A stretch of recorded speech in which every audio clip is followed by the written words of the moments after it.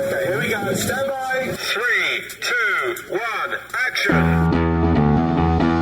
Assume nothing. Brash, bald-faced blasphemy. Question everything. I find it extremely hard to imagine. Open your eyes. It is quite all right to be an atheist. The fastest growing group of people in the country has been measured as being those who have no belief or who are atheists. You don't have to be apologetic or quiet about it. Challenge the opposition. You see religion on 100 fronts losing the argument. And start thinking.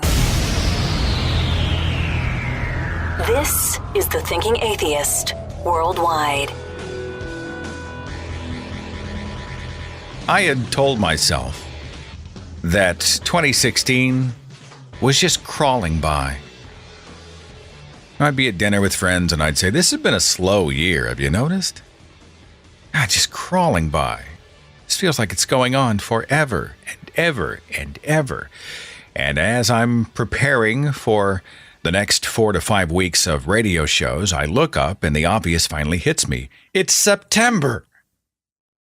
We are this close to long sleeves and the leaves falling from the trees and pumpkin spice everything, which I'm actually happy about. I'm a pumpkin guy.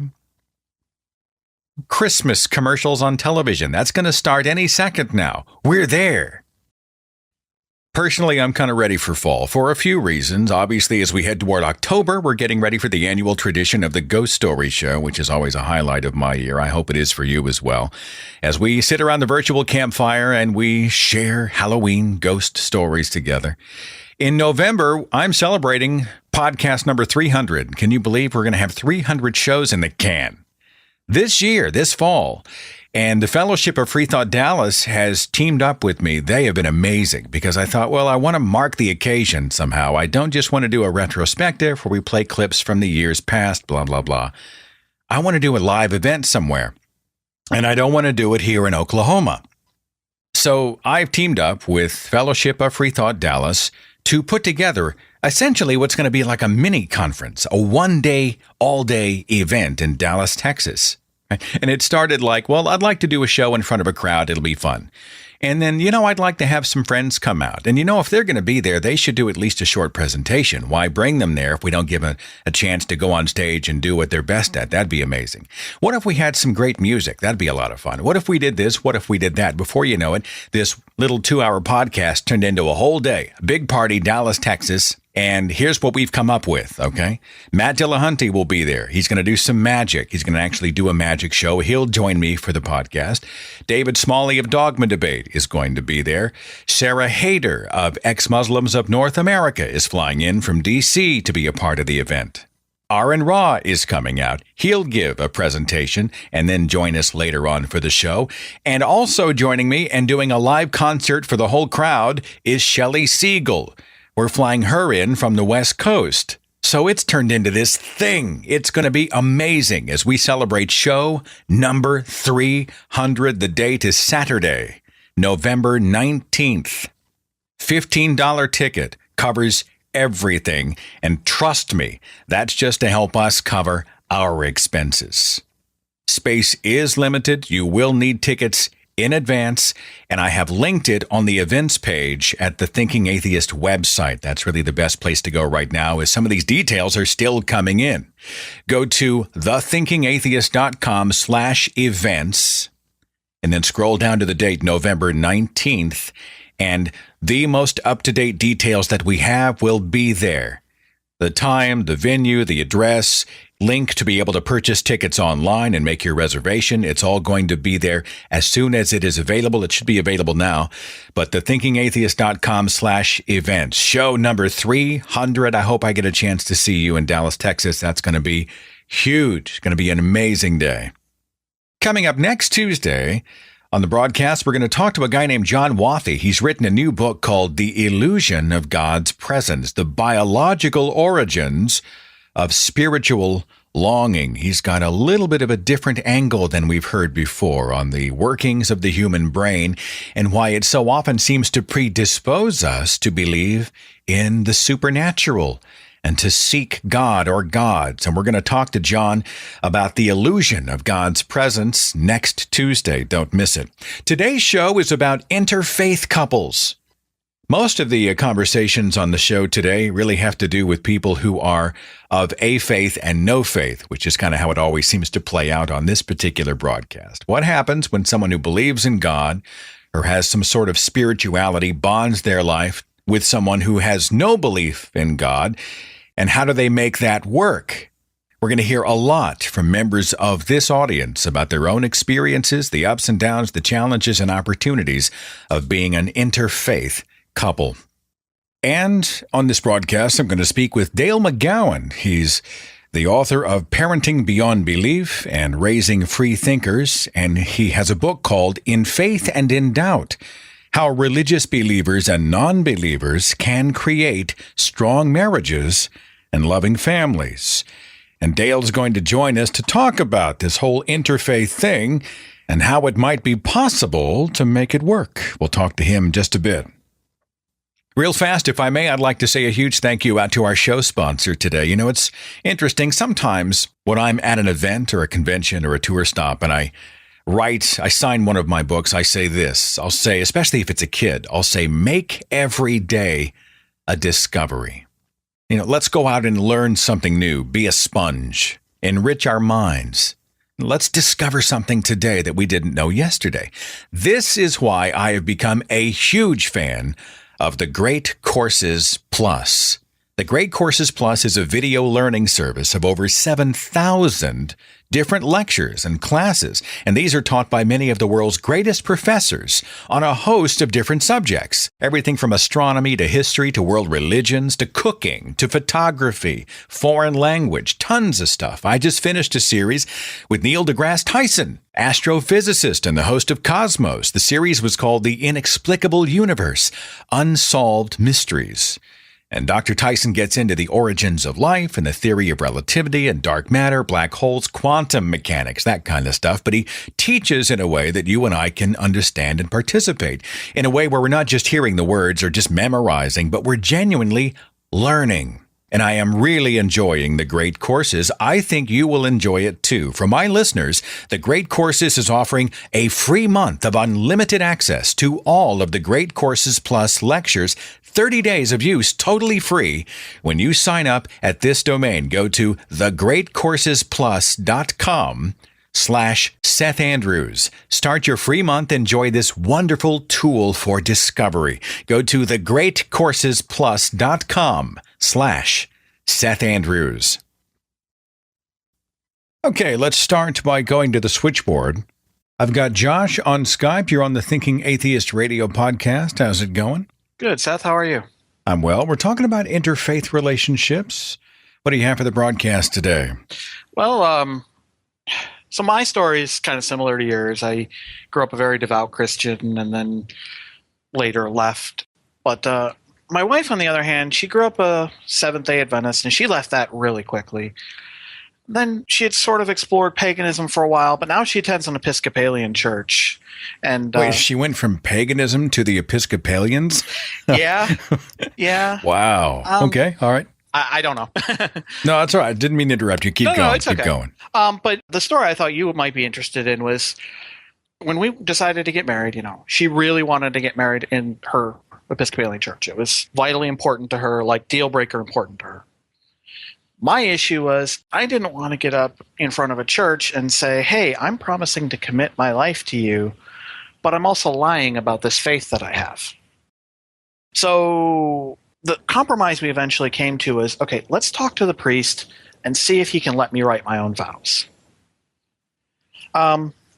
So long story short, it took a couple months, but we finally sat down with the priest, and he wouldn't let me write my own vows. But what we did end up compromising on was we went through their standard vows line by line, and he actually let me remove any mention of God from them. Well, I'm still stuck on he wouldn't let you write your own vows. Isn't this your ceremony? It's your party, right? Yeah, but the Episcopalian Church has rules, and it's part of their liturgy is really important to them. So they... Oh, hell no. The minute you say you aren't allowed to do your wedding this way, I say I'm going to do it my way elsewhere, and then I hit the door. Does your wife have a stronger tie to that church than you have to another institution? Is that the story? Yeah. I mean, I didn't care where. And it didn't mean that much to me where it was. So we worked it out so that our vows were almost the same, except there was this, I didn't mention anything about God. So anybody in the audience who didn't know I was an atheist, including my family who weren't sure, that was sort of I think that was sort of a coming out, because it was very clear his vows are different than hers in this one very dramatic way. So she's pledging herself to you before God and to God. She used the words? Yes, she did. Okay. She and did. you omitted God from your vows. I did. And afterward, then what happened? Nothing dramatic. We can't talk about religion. Like, she won't let me bring it up. It leads to fights and leads to arguments. But, that was a year and a half ago. We're still married. Things are still going good. She still attends that church. I haven't been back since. Well, I mean, you understand how much of this sounds. The priest wouldn't let me write my own vows. She won't let me bring it up. I pick my battles. It just doesn't matter that much to you. It just doesn't matter that much to me. And, when things do, when something is that important to me, I'll stick up for it. But those particular things are just, I can deal. It's just not worth it. Not worth it. Now, is it a cost-benefit discussion? Like, it's not worth it because everything else is so good and I want to just focus on the positive? Or is it, she will make my life hell if we get into this discussion? Because that's a whole other conversation. No, my wife's not like that. That's not her at all. So you guys are doing okay after a year and a half, did you say? Yeah, roughly April of 2015. Are you out with your other members of your family? Do you speak about religion in a sort of a skeptical way, or is it just off the table, period? We have discussed it occasionally. Like mom and dad, siblings, other relatives. No, yes. I got a call from my mom once. I think if I remember correctly, it was just not long before the wedding, where she was worried about my soul, and we had to talk about. I had to explain to her that I just, that I don't have a fear of hell because I don't believe it exists. Hey, Mom, I don't have a soul. I mean, that's not going to be something she really receives very well, probably. No, she didn't really hear. She didn't really hear it very well. She, she ended the call with, "Well, I'll just pray for you." Hey, you know what? If it makes her happy, if it keeps her cozy and comfortable, and helps to alleviate her fears about her son, pray all you want. Yep. Right? Yep. Anybody who wants to pray for me, they're more than welcome. I think Dillahunty took a similar tack with his mom. His mom is a devout believer, and so I think she's just, I'm going to pray for you. And he's like, "Hey, knock yourself out, man." Yep. Go ahead. Go ahead. If it makes you feel better, whatever, call down the enchantment from on high in my favor. And if anything happens, I'll be the first to let you know. Sounds good. Yeah, that's about right.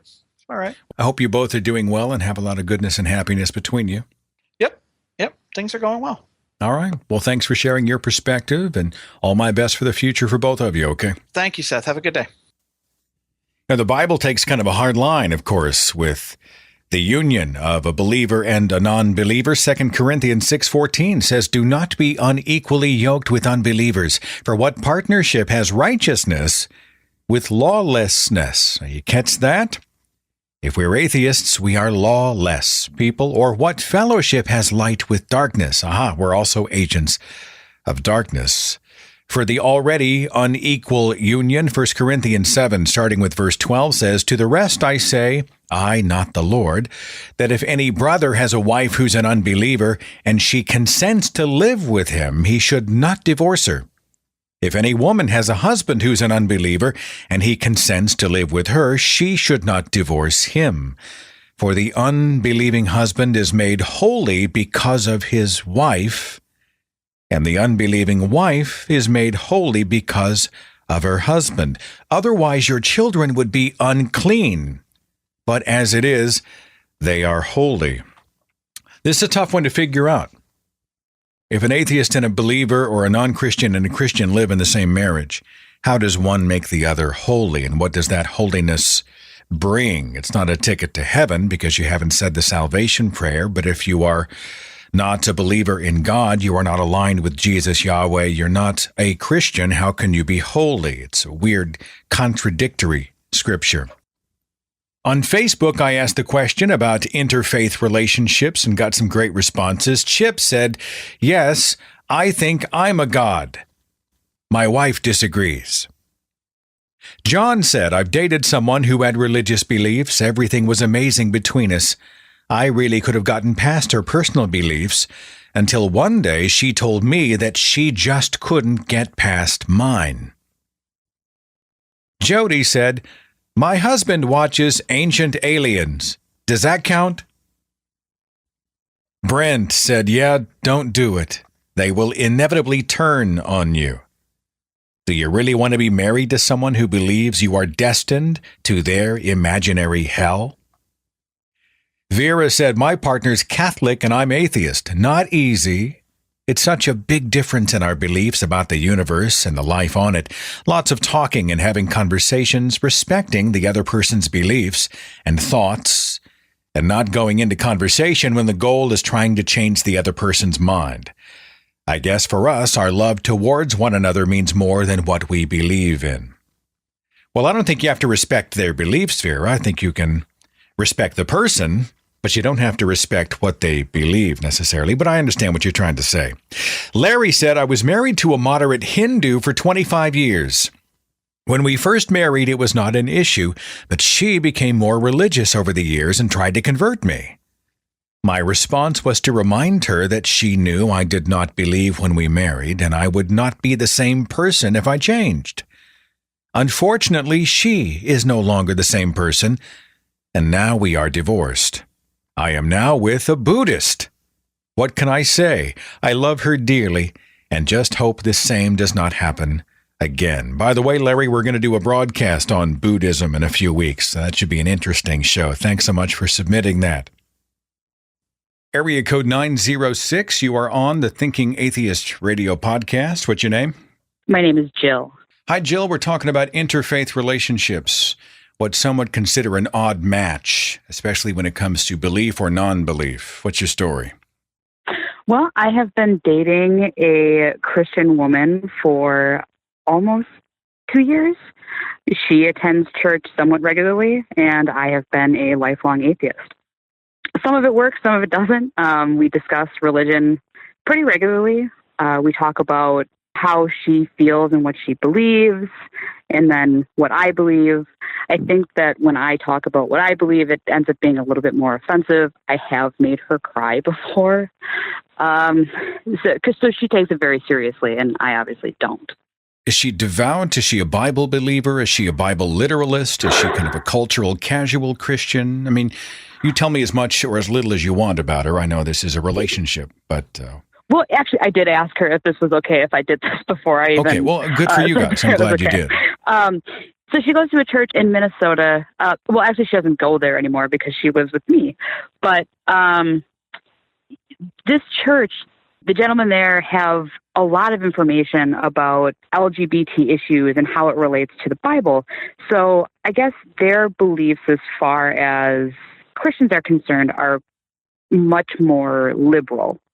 Well, they would have to be.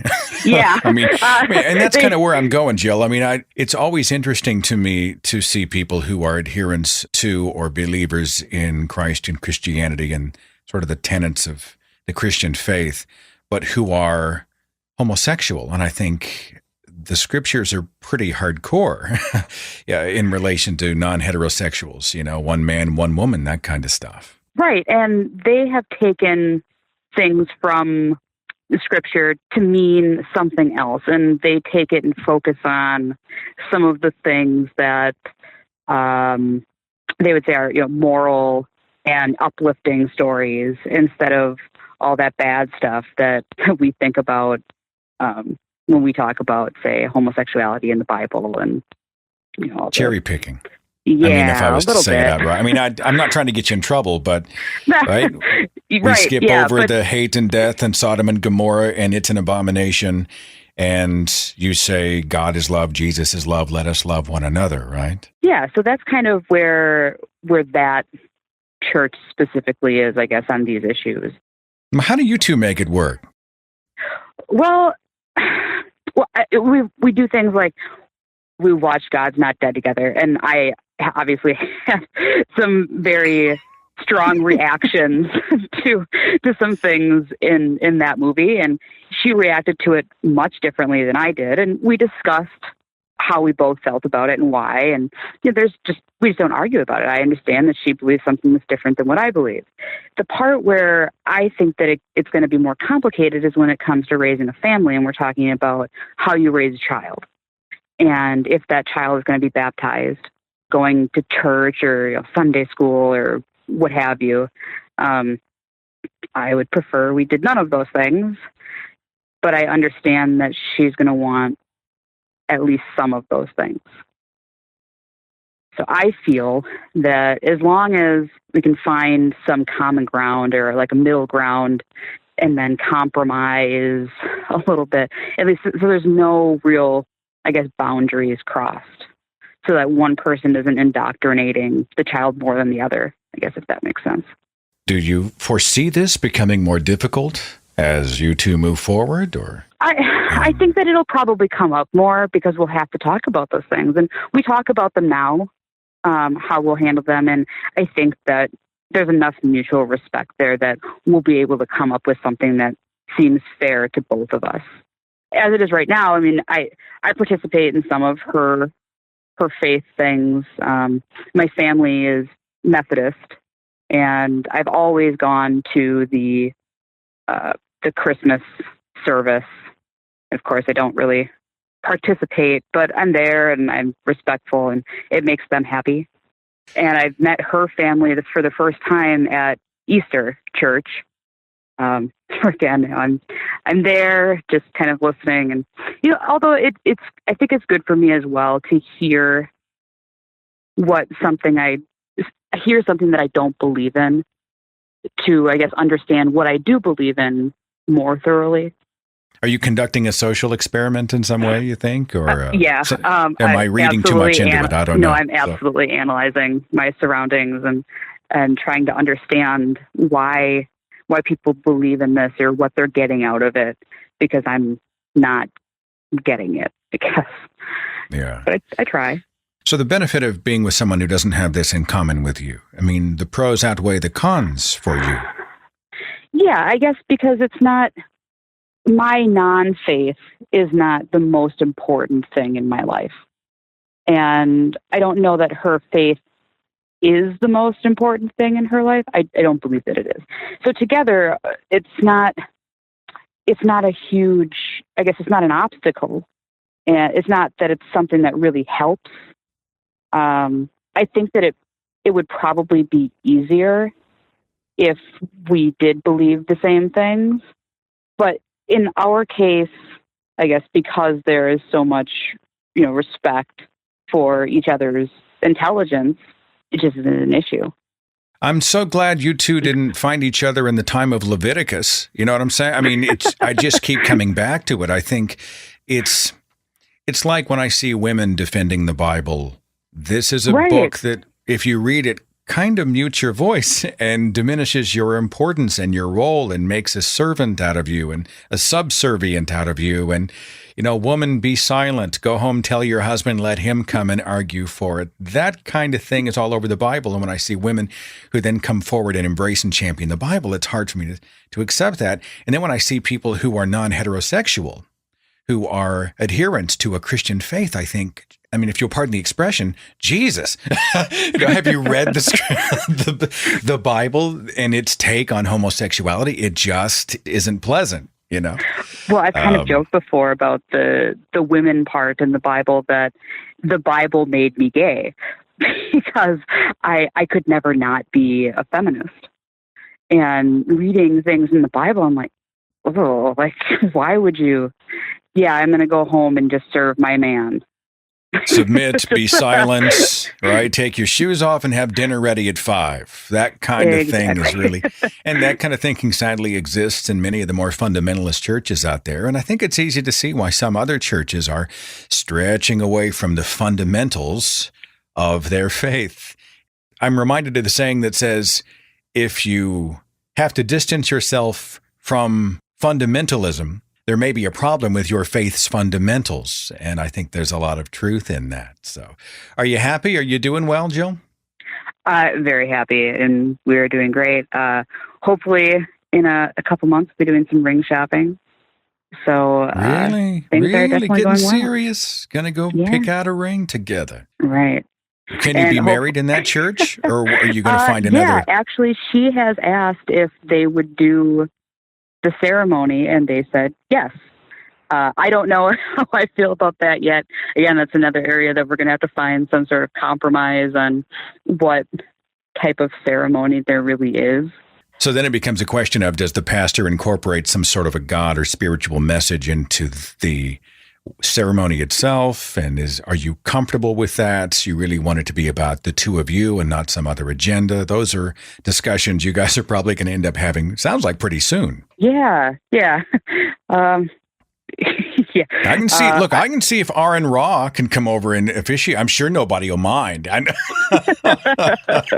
He'll walk in, all 6 feet, whatever, with the long hair and the Fu Manchu and the black suit and the leather and whatnot, and we'll get him to conduct the ceremony. I'm sure that'll leave a wedding memory that few will forget. Jill, thanks for sharing your story. Thanks for being a part of the broadcast today. And you're an example of two people with these kind of extreme differences who are managing to make it work. And I wish you both many years together and much happiness, okay? Well, thank you very much, and thanks for having me. Michael says, about 4 years ago, I decided I was an atheist. Actually, probably a more accurate way to say that, Michael, is you realized you were an atheist. My wife is a New Ager who is quite into woo. She follows a channeler like a guru and is into all kinds of, I think, nonsense for, quote, spiritual reasons. Her dedication to this is enormous, as strong as anyone who is a religious fundamentalist. It blows me away, the things she believes, and puts enormous amounts of time into.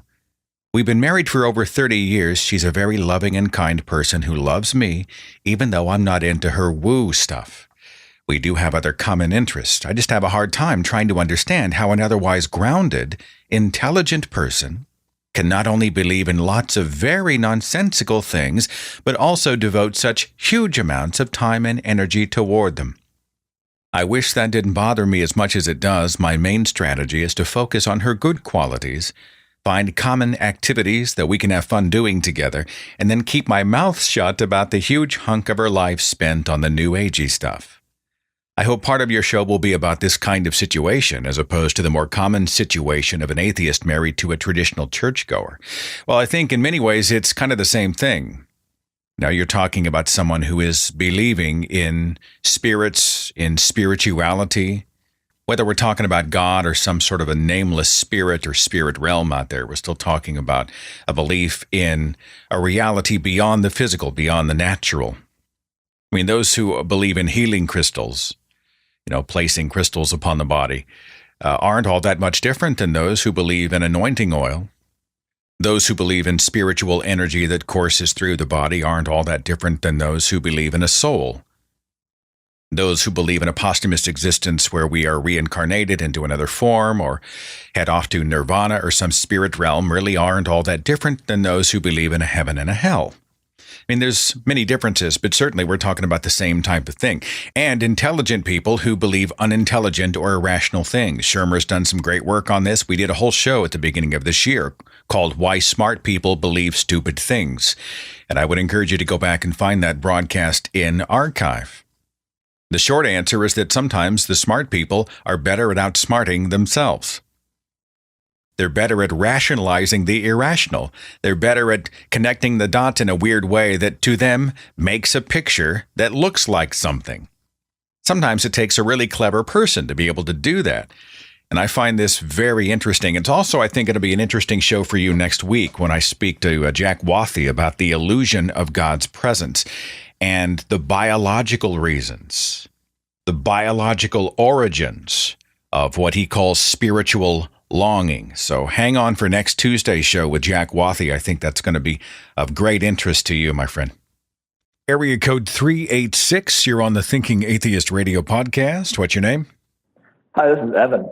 Evan, the topic today is interfaith or mixed relationships. What do you think? I've been in an interfaith, I guess you could say that, relationship since I came out as an atheist about 2.5 years ago to my wife, who is a Christian. How long you been married? Well, yesterday we just celebrated our 8th anniversary. Okay, so you guys were both believers, you meet, and then the sea change happens in your life, not necessarily in hers, at least when it comes to the subject of God. Yeah, she's definitely very much still a believer, and we actually we got baptized together. I guess it was 2008. So me coming out as an atheist was a bit of a shock to her, I guess you could say. Does she resent this change in you? She did when it first happened. I guess you could, she likened it to actually, like cheating, and almost on a worse level, I guess. She said that basically me doing this was kind of worse than if I had cheated on her with somebody else. Okay, so how do we get past that, or has she? It's taken some time. She's still, it's still kind of weird for her because she doesn't seem to comprehend how somebody could not believe in a God. But what's interesting is we started going to a new church. I still go to church with her. Man, I see a pattern. Almost every freaking call and email I've got has the atheist being carted to church with the religious person, but it's not happening in reverse. I'm sorry. I just wanted to make the observation.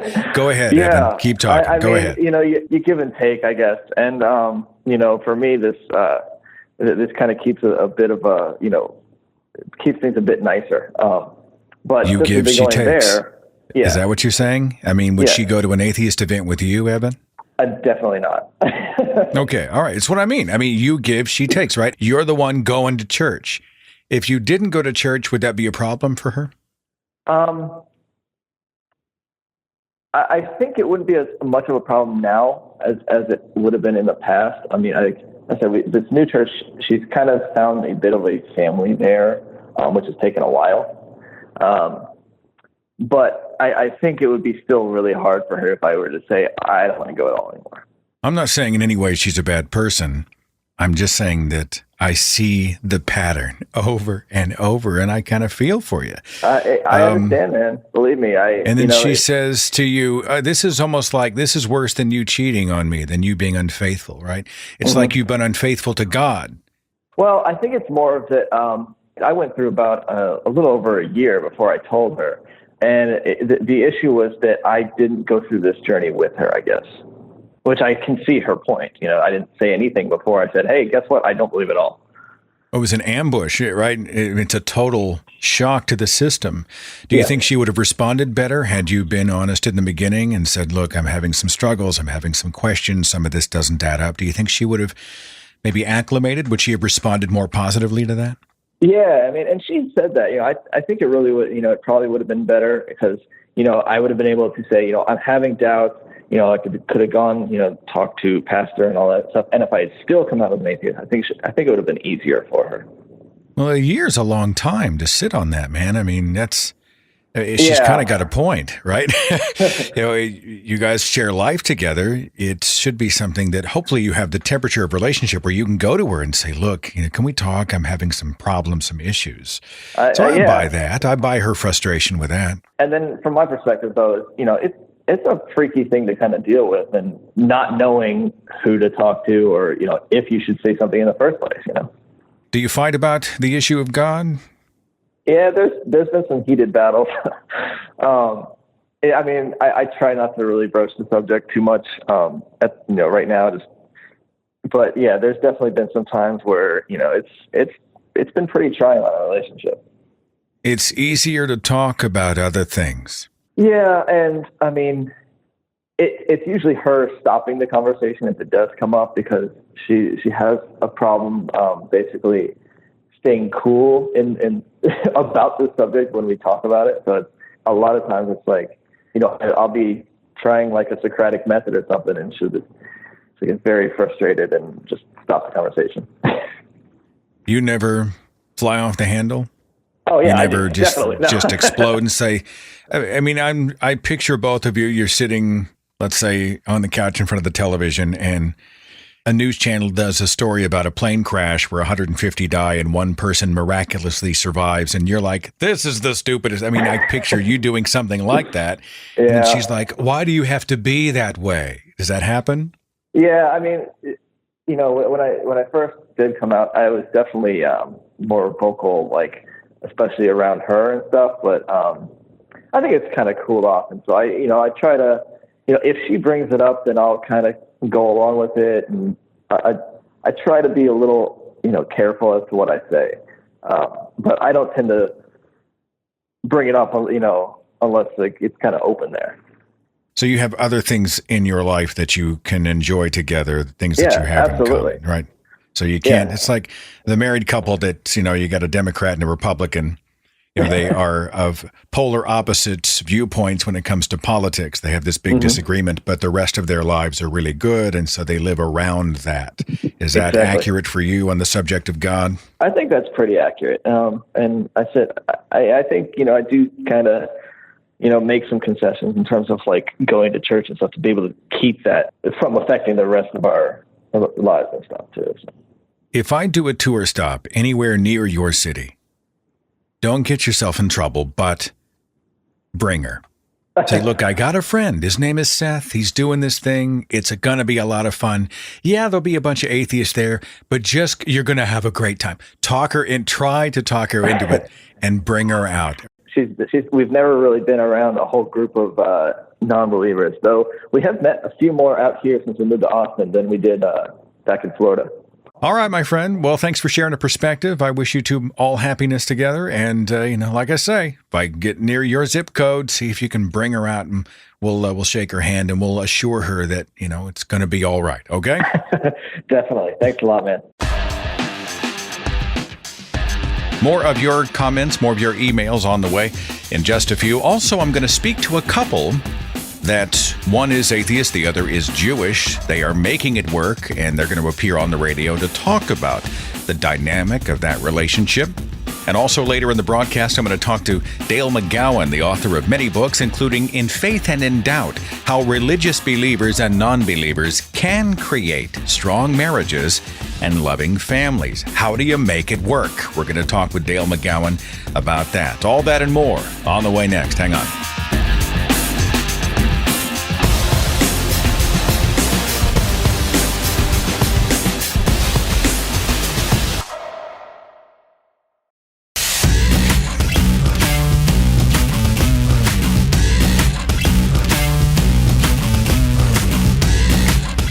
Our broadcast today is about interfaith relationships. Robert is a listener who has managed to make it work. He sent an email that says, I'm a 60-year-old atheist married to a younger Catholic. I'm a tolerant atheist, as I even go to church with her, even though to me it's a ridiculous belief. The way I always looked at it, if I cannot give her 1 hour a week to sit beside her in church, then I must not love her very much. We've been married for over 10 years now, and things are good. I even have a tattoo of Jesus smoking a joint. I'm looking forward to this show very much. Good topic. Thanks, Robert. Thanks for the message, man. Albany said, my husband and I met 6 years ago, and we'd always been total opposites. While at that time I believed he was a deeply devout traditional Roman Catholic, and I was very irreligious with a sickened view of religion and most religious people. We still started dating, though, and it was absolutely hell. He was supposed to be with a good Catholic girl or become a priest, and his mother saw neither of that with me in the picture. 4 years into being together, we were married with 3 kids, the third being on the way. I became an atheist quietly within the course of a week and was terrified to tell my husband. As we were heading to his parents' house, I just blurted it out in the car. It was shocking to him, but we talked a lot. We talked every day, and sometimes it was angry. I was going through my stages of angry atheism, while he was going through his own angry atheism for his wife becoming one. Even through that, however, I supported him and he supported me. I attended Mass with him and our children, and he never asked me to hide my lack of beliefs. After a torturous year of other events and coming back together to really grow, We came to a place of genuine discussion. This eventually led him to leave the Catholic Church and denounce Christianity. He's in a place of agnostic classic deism now, and we've only ever had excellent and open discussions. It just took time, and realizing that different perspectives, even heavy-set ones, like belief in a God, are not what make a marriage strong. Albany, thank you so much for the message. Greatly appreciated. I actually had several messages in from people who these discussions between them and their spouse resulted in their spouse coming to a point of critical mass, and if nothing else, stepping out of fundamentalism. I saw quite a few of those messages that came in. Here's kind of a disturbing letter I want to share with you. It's from Jonathan. It says, I sit here writing this letter the day after my wife threatened to divorce me and take my children to another state. I'm an atheist and she's a Christian, and I've banned all religious talk between us. I don't want to meet her religious friends. I don't want her to lose them because I'm an atheist. I don't want to hear the words of religion at all. I actually stopped listening to your podcast for a few months because I cannot stand to hear those words anymore. I did come back. I don't know how I got to this place I'm in. As my children got older, I became more vocal and militant in my atheist ways. My father-in-law told me to stop all that Satanist stuff. I was posting quotes from the Bible to my Facebook. My wife became more religious and found religious friends. She's now made it clear that staying here with her religious friends is more important than moving to another state with her husband, assuming I accept a job. A few weeks ago, I had to tell my wife that my 6-year-old child is deathly afraid of hell and of me going to hell. She thought, and she thinks, it's important for them, a 4- and 6-year-old, to know about hell, but she was not sure about them being afraid of it. I had to explain that this is a terrifying fear that Daddy's going to hell, on a level with monsters under the bed. I also had to explain that someone at her church did this to our children. Seth, they made my children believe that hell is real and that I am going there, and it terrifies my baby girl. I love my children more than I ever knew I could love someone, and at the same time I believe I may have made the biggest mistake of my life. All of this is a journey over the last year, and clearly there's more to the story, but I just can't deal with this. I wish I'd never stayed with someone with a belief system so fundamentally different than my own. She's walking around today as if last night never happened, and I hate her for it. I hate her for what she said to me, and I hate her for what her religion is doing to her, but most of all, I hate her for what she's turning my children into. I think I'm still in love with her, and I hate myself for wishing this would just blow over and go back to normal. Thank you for your show, Jonathan. Well, Jonathan, I'm actually really grieved by the letter. There are a lot of things in it that I have questions about. You've banned all religious talk between us. Well, I understand if you've had real contention and it always explodes, you wanting to avoid the subject. I totally get that. But to have banned religious talk, it just sounds extreme. If we can't have some kind of discourse or dialogue, if we can't speak about these things when they come up, you don't want to meet her religious friends. Why not? Why would she lose friends because you're not religious? Would a true friend abandon your wife because of the person that she married, and that person may hold a different position on anything, be it God or whatever? I don't think so, right? That's a hugely conditional friendship. It's actually more of a pursuit of like-minded people instead of friendship for its own sake. That's a huge red flag. I understand being angry. I understand lashing out. We've all been at the point when we just come to critical mass and we say, I've had enough. This is ridiculous. It's damaging. They're coming after my kids. I'm pissed off. I have a right to be. I understand that. You have a right to be angry about what religion is doing to people. I'm really grieved by the use of the word hate, especially in relation to your life partner. And I know I'm projecting, I may be reading something into it, but I'm guessing that you don't hate your spouse. I'm guessing that you are looking for language to help communicate just how frustrated you are. There's resentment and there's pain and there's anger. But I kind of doubt that there's hate. I really, at first blush, looking from the outside in, granted, looking from the outside in, I just think you're frustrated. You're wound up. You're trying to express it in the strongest language possible. But it is my hope that you do not hate your life partner. And you shouldn't hate yourself for being in love with her. There are people out there with greater qualifications than what I have to advise you in this matter, but if we were having a beer talking like friends, I would probably recommend that you just make a list. What are the things that drive you crazy, and what are the things that make you unhappy? And then over here, make a list. What are the things about her that you love? What are the things about her that have merit and bring joy and positive things? What are the things about her that you're proud of and that you have tremendous admiration for? I know they have to be there. At least some things, right? Or you wouldn't have married her in the first place unless she's just done a complete 180. Make a kind of list, even if it's a mental list.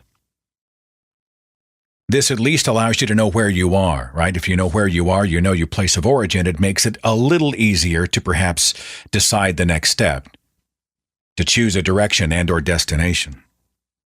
But I do appreciate you sharing such a personal part of your life, and it does communicate some of the challenges that we see in interfaith relationships, especially when kids are involved. I have on Skype a couple that would be, I guess interfaith is the word we keep using, but most of the couples this show, one has no faith and the other holds to some sort of a religious belief. I've got Robert and Amanda on Skype. Thanks for joining me. How you guys doing? Great. Thanks for having us. Okay, flesh it out for me. Who believes or doesn't believe in what? I am Jewish, and the running joke for me is that I'm Jew-ish. I don't attend synagogue anymore. I used to when I was younger.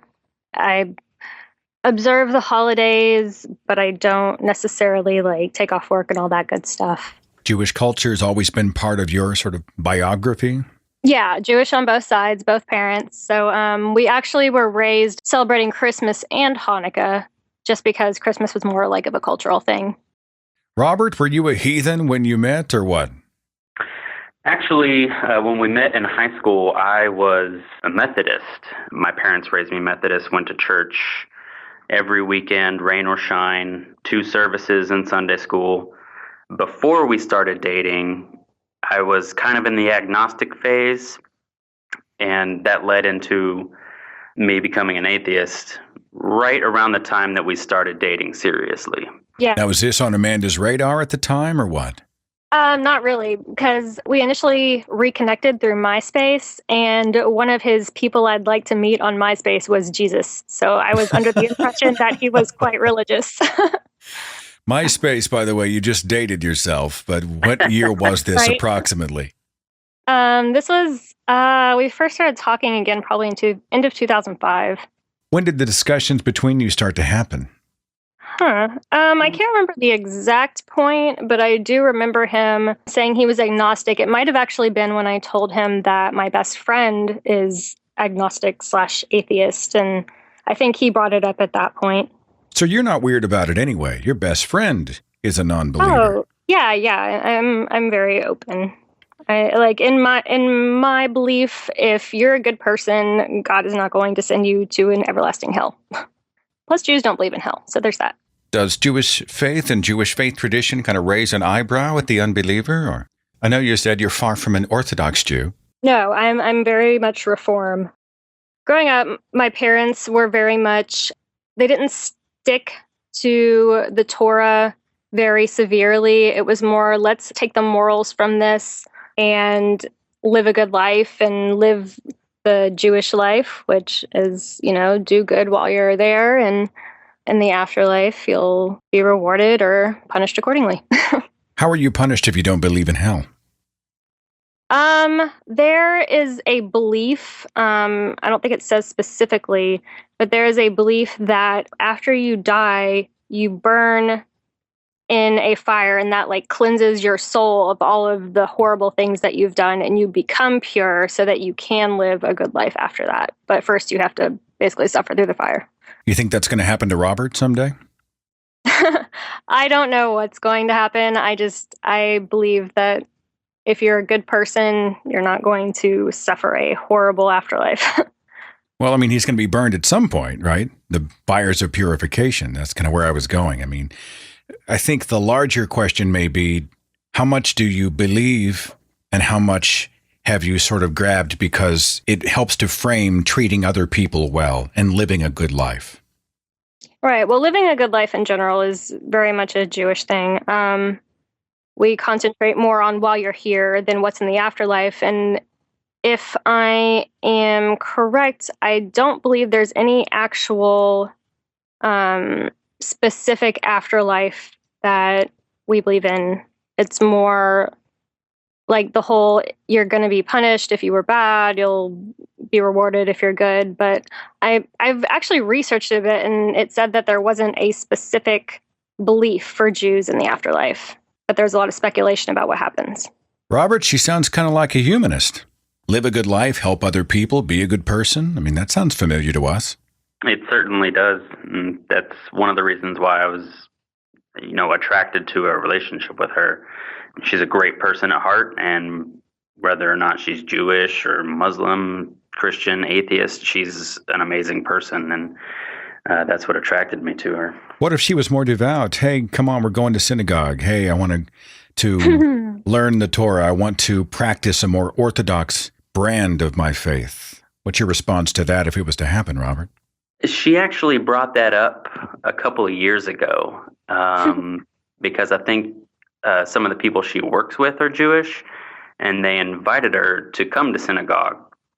And I wasn't opposed to it. I don't mind going and being there for her if that's something that she wanted to do. I'll be present and support her, but it doesn't necessarily mean that I have to believe in the message or anything like that. I actually have an aunt and an uncle. It's my biological uncle, so he's Jewish, and his wife is Christian. And he would go to church with her, and it's the same thing. Like, he didn't necessarily believe those things, but they were really welcoming, and he was like the token Jewish guy who always came, and it was very supportive. And so he may have seen it as a shared experience and time spent with his spouse. Yeah, and like with his kids as well. So yeah. I'm curious about the moderate Jew, the progressive Jew, the secular Jew versus the Orthodox Jew. Mm-hmm. What causes you to practice in a different way than the Orthodox? Well, not only was I raised that way, but even like interacting with Orthodox Jews and such, I fail to see the, I guess, redemption of following something so closely that's so outdated, because Christianity does that all the time. They just don't really have names for the different degrees to which they practice. So I see it as kind of your own interpretation of the Torah, just like how a lot of Christians will say, interpret the Bible the way that your heart tells you. And that's how I see the different forms of Judaism. Do you see it in any way as the belief tradition changing with the times?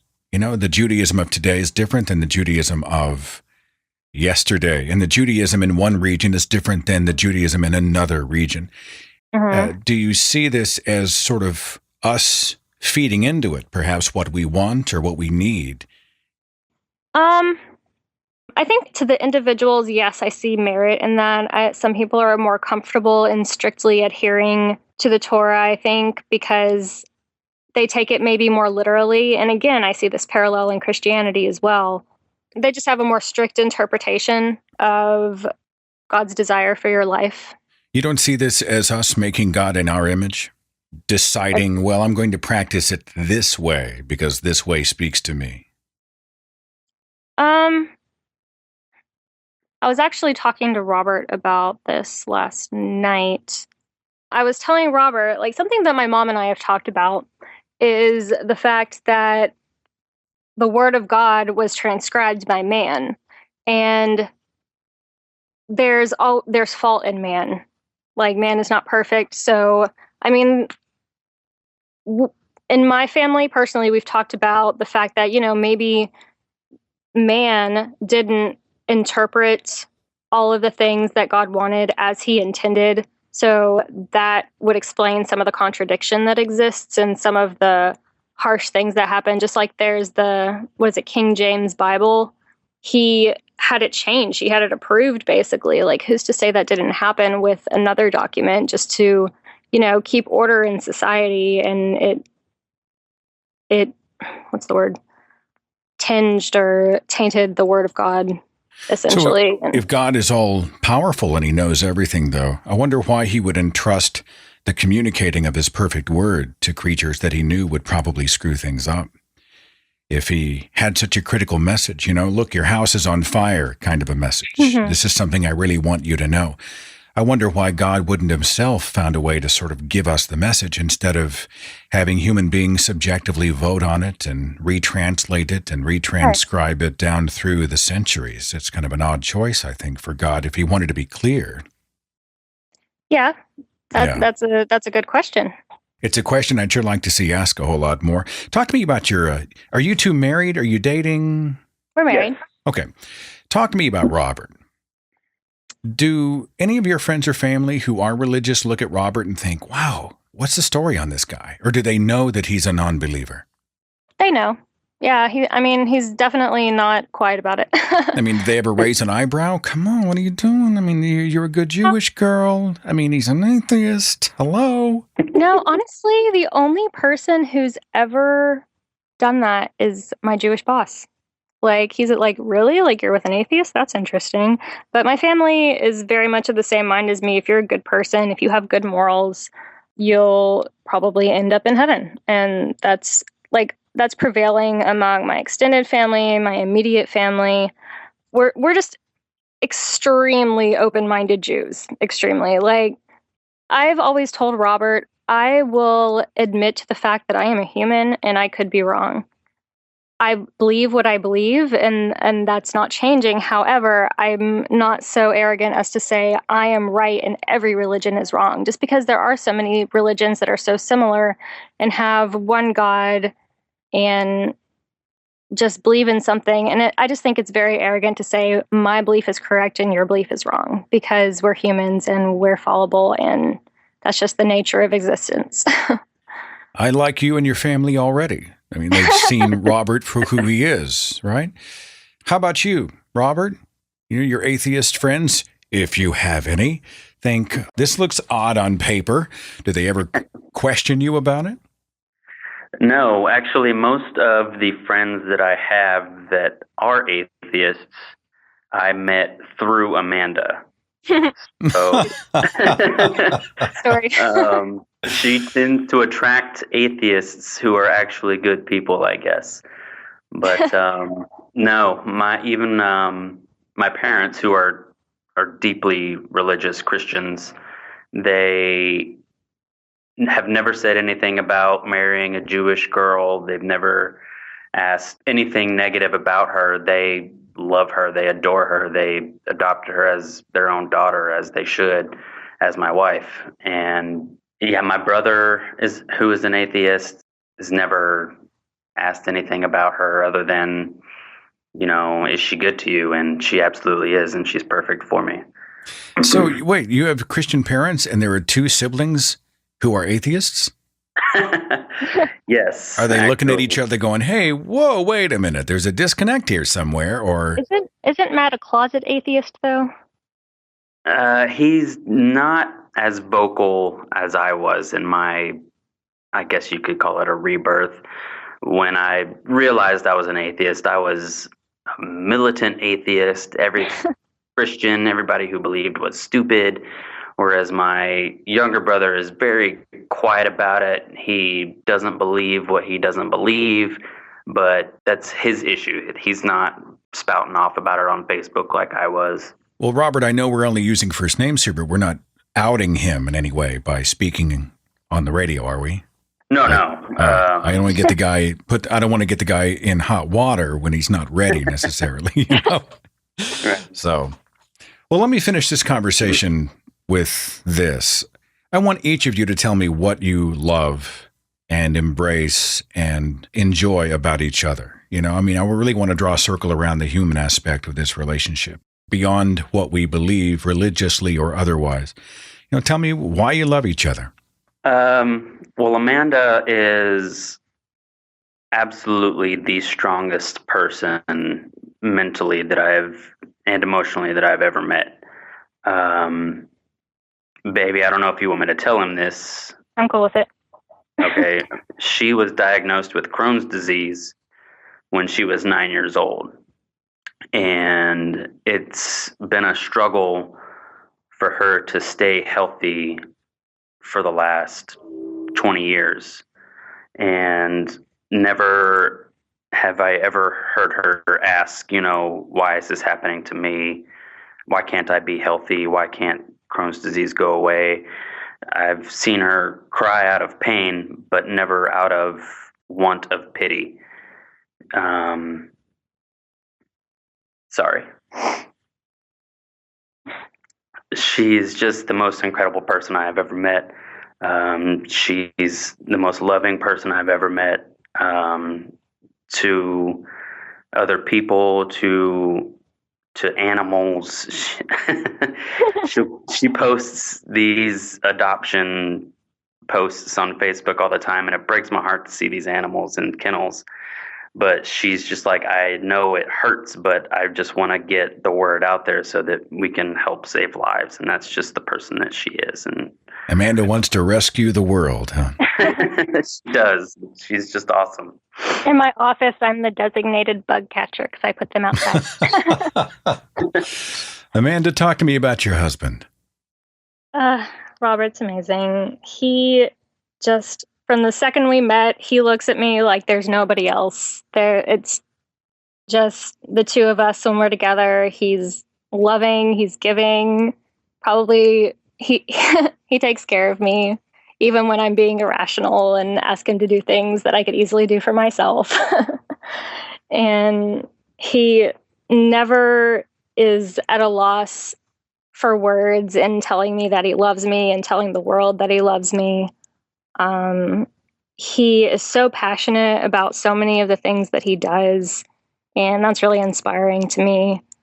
He's just my perfect counterpart, and I really can't imagine being with anybody else. Like, he makes me laugh like nobody else can.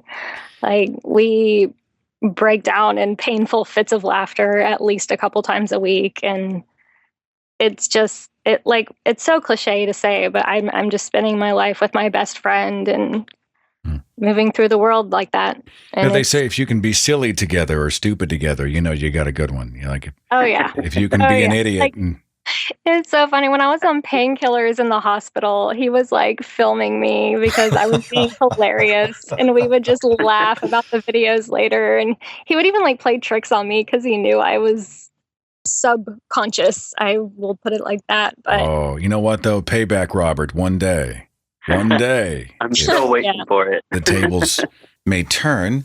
Amanda, may I ask, how are you doing health-wise? You doing okay these days? I am doing really well, actually. There was, actually cements my faith a bit. I had a surgery that ended up being a blessing in disguise. I lost my entire large intestine during a mistake during a surgery, but it put me in remission, and I've been in remission for 4 years ever since. So after 20 years of pain and suffering, I'm doing better than I ever have been.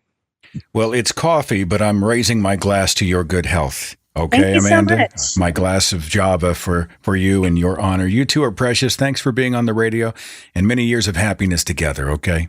Thanks for having us. Next up is my conversation with Dale McGowan, author of the book In Faith and in Doubt, How Religious Believers and Non-Believers Can Create Strong Marriages and Loving Families. Dale's got some personal experience with this subject. We'll talk to him in just a second. Hang on.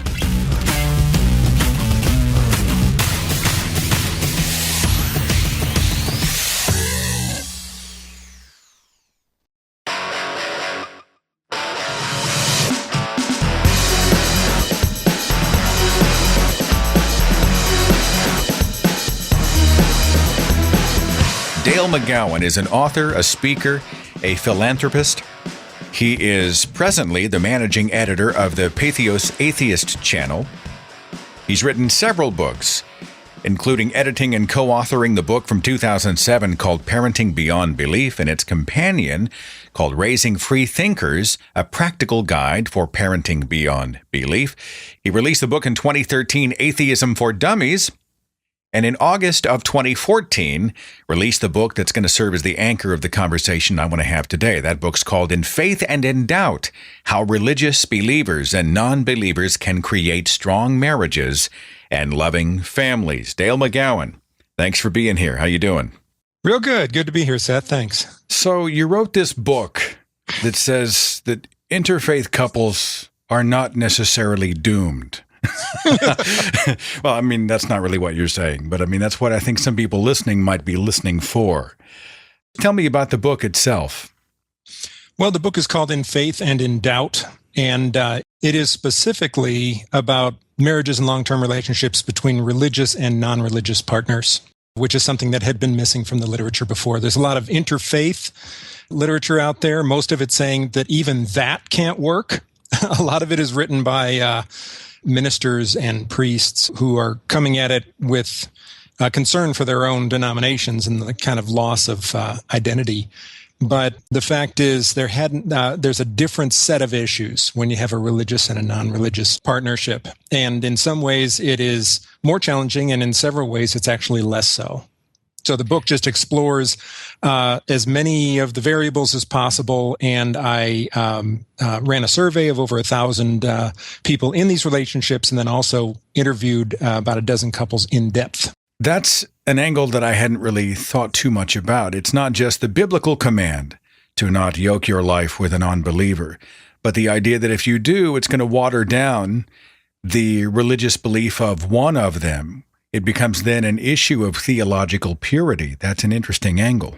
Yeah, and identity for the next generation. So what they will frequently do, a minister or a rabbi or whatever, will say to a couple, go raise the children in the other faith. I don't care, but don't mix them. That's the thing that, so if everybody is in agreement that the one nasty outcome is an actual mixed marriage, then everybody will have these pure families that they can raise and sort of engender in the next generation the identity of that faith. Dale, one of the patterns that I've been seeing is it just seems like in our conversations, one has to lean in more than the other. One has to give more than the other, right? There's one person that says, I'm going to church every Sunday, damn it, and you can come or stay, but I'm going. But if the other says, I'm going to the American Atheist National Convention, come with me, it doesn't seem to work in reverse. Well, the degree to which that's the case really partially dictates what the outcome is going to be. If you have one person who's making all the effort to cross that gap, that's not good in any aspect of a marriage. You need to have people, you need to have the two willing to both bridge the difference. And that's my wife and I, for example, had that very much from the beginning. There was a recognition that we wanted it to work, that we loved each other very much, and saw that there was no reason that this couldn't work if we both leaned in and both figured out what the things are that were important to us and what the things are that were negotiable. And recognize that we both had things that we would prefer, but that were negotiable if it was more important to the other person that we do something else. So it was a matter of both leaning in that helped to make it work really well. What would you say to the person who says, it doesn't matter that much to me, I'm just fine? I mean, I had one person say, look, if I can't spare an hour a week to go hang out with my wife at church, we don't have much of a relationship. I mean, to them, it just doesn't make any difference. Do you think that can be healthy? Oh, absolutely. I think if you say this is not a hill to die on for me, this is something that I am perfectly willing to do. I did it for years. I went to church with my wife for years, and frequently got a lot out of it. Sometimes I didn't. Sometimes I was irritated, and I would rant on the way home in the car, and it eventually got to be too much. When the biblical reference you just made, 2 Corinthians 6:14. Do not be yoked with unbelievers. Do not be differently yoked with unbelievers. The minister of the church we were going to preached to that approvingly and said, it's right, it's true, that relationship cannot work. And this was a guy who was typically a very progressive, intelligent minister, but he utterly lost me there. I was just furious. He was essentially saying to my wife, you really shouldn't have done what you did in marrying this clown. So those are the things. But up to that point, I was entirely willing, exactly what you said. I'm willing to give the hour. It means a lot to her. And it really did. She loved to have me there, not for theological reasons, but to have that shared, quiet experience of sitting and listening and thinking together. Well, what was her response when she heard her own pastor say, this was a bad idea, knowing how much she loves you? She didn't like that one bit. But at the same time, she had this conflict because she really wanted me to keep going. Basically, what she wished is that he didn't go there. That he just didn't hit that in the way that he did, that particular nail. But I just said, I don't feel like it's fair to you. I feel like I'm compromising your experience when I sit there and I'm aggravated, and then all the way home I rant. So we eventually, it was eventually not a big deal, but it was not immediately easy. She felt the loss. Because I'm great to hang out with, so I understand that. But it was one of those things that I was perfectly able to compromise on until I wasn't. And there were other things that I continued to compromise on. There were things that she gave on, and it was a really good, balanced relationship all the way through. And she was a Southern Baptist. She identified as a Southern Baptist, so I'm not talking about a progressive Methodist or something. My audience knows that I am married to a non-atheist. She has a God belief, and they've sort of followed our story over the years, and our life is good. We have a lot of love between us, but we also have difficulties. We have times when we clash and we don't get each other. We're operating on different frequencies. We've had those times of critical mass. A common element, I think, in these sort of interfaith or mixed belief relationships, huh? Oh, it absolutely is. And I think it's common for any couple. Religion just introduces another set of variables. But the thing that we recognized from the beginning, the reason we got together in the first place and stayed together, is that our match in values was tremendous. We have always had essentially the same social and political opinions. She's always been very liberal socially.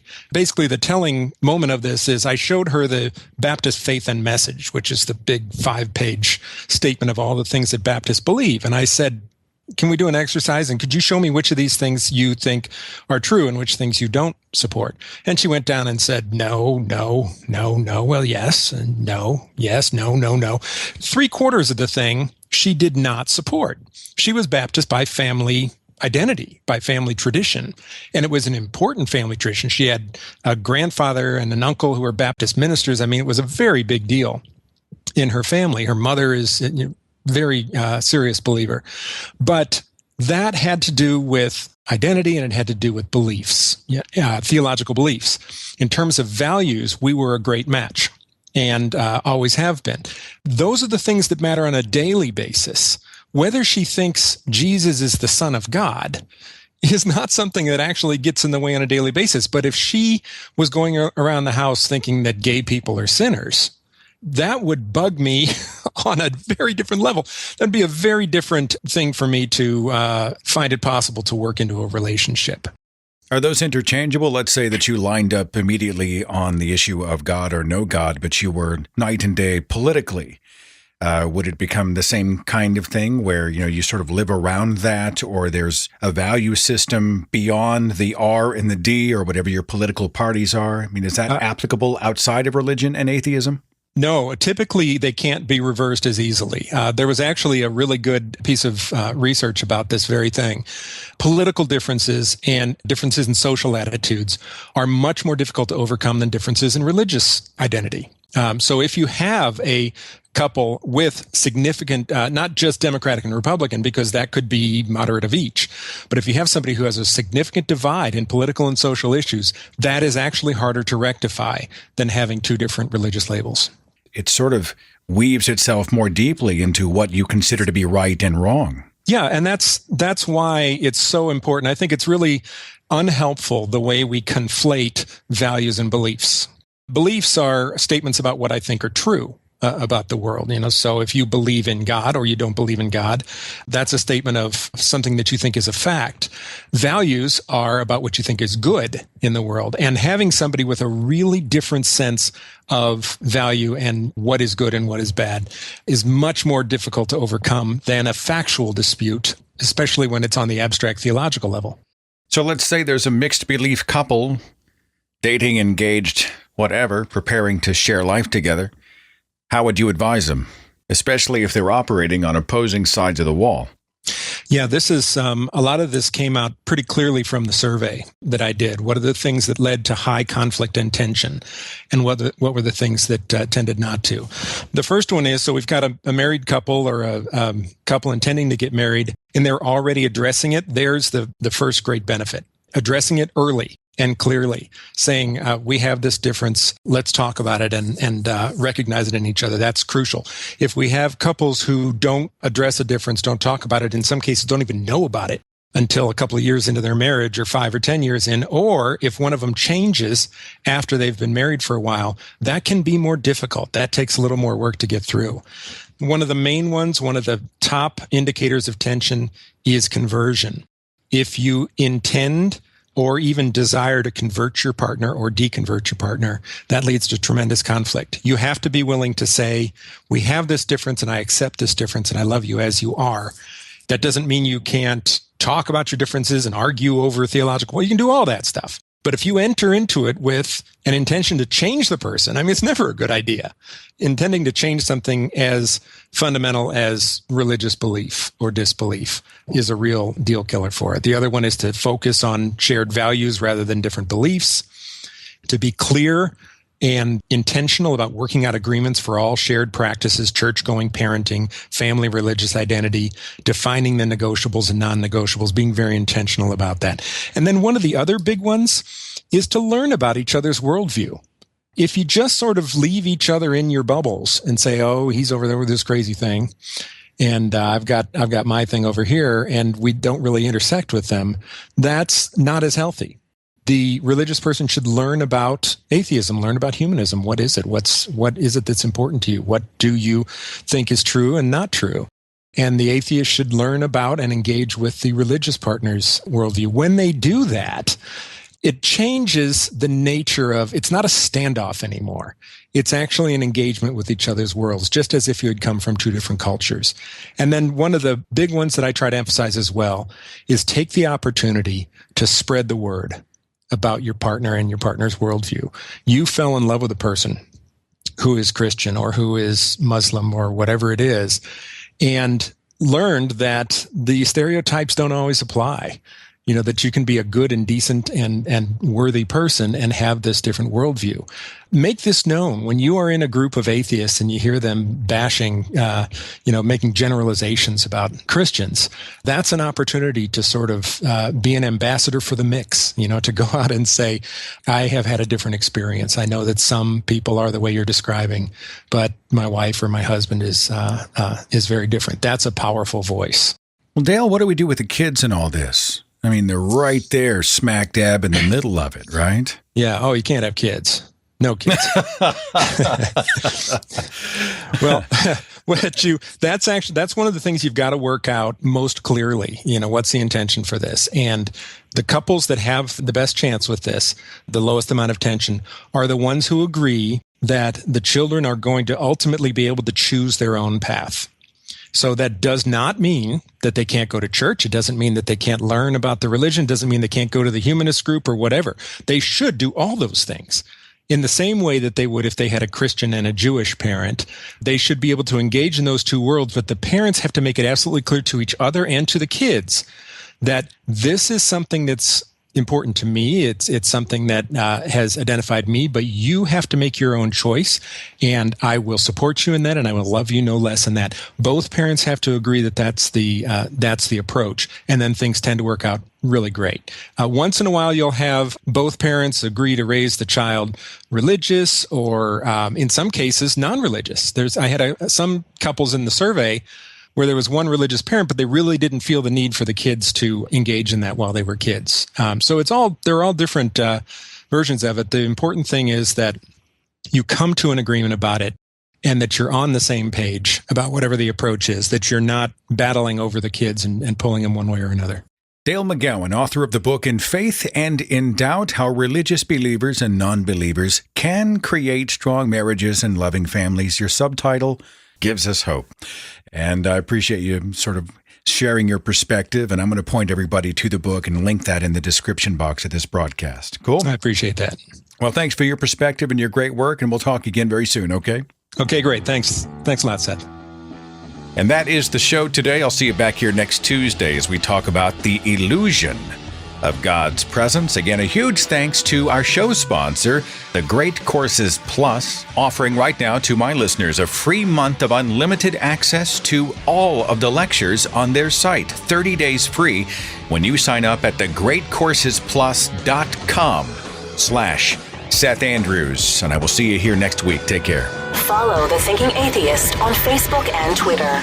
Watch dozens of original videos on the Thinking Atheist YouTube channel. And visit our website for resources, links, contact information, the editor's blog, and more. thethinkingatheist.com.